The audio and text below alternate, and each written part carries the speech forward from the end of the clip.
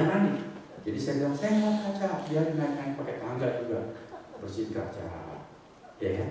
Tapi yang lain harus ngepel lantai, cuci kamar mandi, saya nggak mau. Tapi saya mengaku sifatnya tidak baik.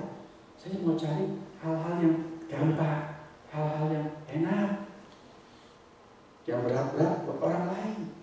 Kalau kita dapat giliran mengatur tugas, kita atur tugas, orang lain yang berat-berat, yang susah-susah, yang mahal-mahal keluar biayanya, kita dapat giliran yang paling irit, yang uang keluar paling sedikit, semuanya paling ringan.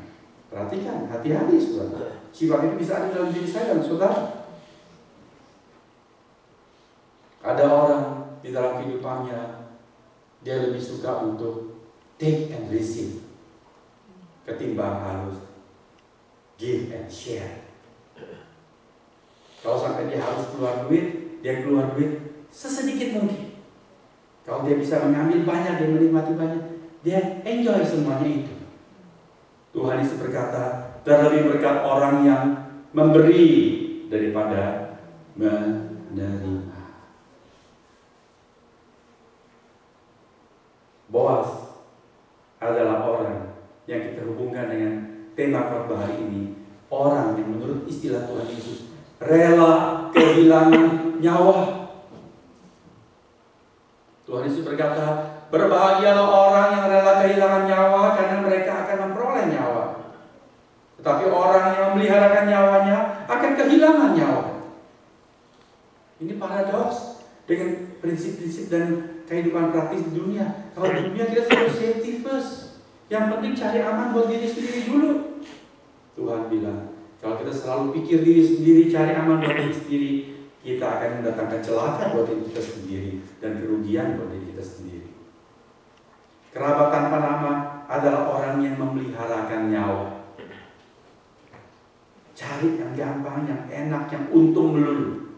Tawari tanah, mau segera dia sambat saja umpan tersebut. Tapi ketika diberitahukan tanggung jawab, oh no. Kalau hak saya mau, tanggung jawab, saya pikir dulu, wah ini kok ada resiko, merugikan saya, membuat saya terancam, saya tidak mau. Dia memelihara nyawa, dia kehilangan nyawa. Dia selalu pikir berkat, dia kehilangan berkat.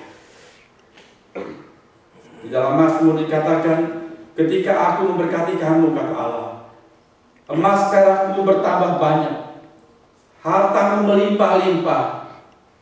Hati-hatilah supaya hatimu jangan terikat kepadanya. Saudara, Tuhan sangat mengerti kodrat kita manusia.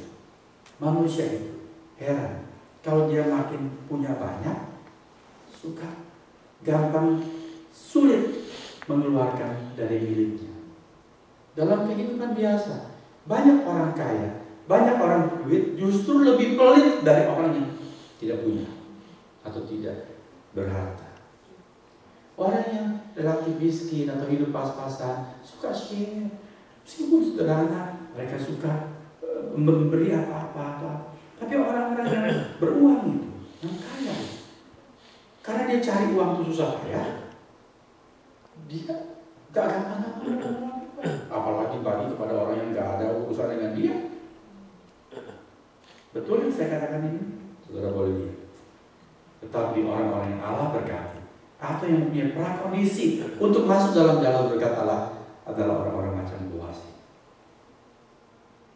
Suka berbagi. Dia hidup tenang, dia hidup mapan. Dia lihat Naomi, dia ingat Elimelech, kasihan sekali. Pergi merantau, cari hidup malam mati semua. Lalu sekarang jandanya pulang bawa menantunya, lalu kasihan. Naomi datang memungut sisa-sisa jelai dan gandum di tanahnya. Biarin, malah dia pesan kepada pegawai-pegawainya, sengaja kamu jatuhkan biar dia dapat lebih banyak. Orang murah hati, gak bilang enak aja mau kerja. Biarlah berbagi. Gak gampang temukan orang berharta punya sifat murah hati seperti Boaz. Tetapi inilah orang-orang yang Allah berkati. Saudara-saudara, marilah kita belajar, saya dan saudara juga. Kita Meskipun harus menjaga diri kita sendiri, mengurus kepentingan-kepentingan kita, tapi jangan semata-mata cuma itu. Marilah kita punya sifat murah hati seperti Bapa di surga, yang memberi bukan hanya kepada orang-orang yang istimewa, tetapi juga bahkan kepada orang-orang yang menghujat Dia pun tetap Dia berikan berkat-berkat yang umum. Amin. Hujan, matahari, bukan hanya buat orang Kristen, orang ateis juga Tuhan sediakan hujan dan matahari. Begitulah kita harus punya sifat. Jadilah seperti Boas. Jika orang-orang Kristen punya sifat seperti Boas, saudara lihat kemudian efek apa yang terjadi. Ini efek domino yang bagus. Ketika orang-orang di gerbang kota itu, baik tua-tua maupun orang banyak yang kebetulan melintas dan melihat peristiwa transaksi tersebut, dan mereka melihat keagungan hati Boas, mereka menaikkan doa berkat dengan sehati. Ayat 11. Dan seluruh orang banyak yang hadir di pintu gerbang dan para tua-tua berkata, kamilah menjadi saksi. Tuhan kiranya membuat perempuan yang akan masuk ke rumahmu itu sama seperti Rahel dan Lea, yang keduanya telah membangunkan umat Israel. Biarlah engkau menjadi makmur di Efrata, dan biarlah namamu termasyhur di Bethlehem. Ini adalah sebuah doa berkat. Mengapa dikatakan seluruh orang banyak yang hadir dan para tua-tua berkata? Loh, sebetulnya menaikkan doa berkat ini siapa? Saya yakin yang menaikkan doa berkat itu adalah para tua-tua, para pemimpin bangsa. Jelas? Tetapi Alkitab mencatat seluruh orang banyak yang hadir, justru itu lebih utama, dan para tua-tua berkata. Artinya, pertama, bila sebuah doa yang isinya benar, maksudnya baik, kebenarannya tepat sesuai firman, diikhtiarkan untuk menjadi berkat, siapapun yang berdoa, biarlah semua ikut berdoa, mengaminkan. Seperti di sini, tua-tua itu berdoa, kiranya keluargamu seperti keluarga Rahel dan Lea, biarlah engkau menjadi makmur di Efrata. Lalu yang lain juga mengaminkan bersama-sama, sehati. Tuhan suka doa yang sepakat. Itu Matius 18. Oke? Yang kedua, mengapa seluruh orang banyak yang hadir itu ikut mengaminkan doa berkat? Doa berkat ini tidak dianggap sebagai sesuatu yang cuma basa-basi performatif belaka. Itu bahasa agamawi, memang upacaranya begitu. Nah, mereka mengaminkan. Mengapa? Di sini ada suatu efek positif dari kesaksian Boas.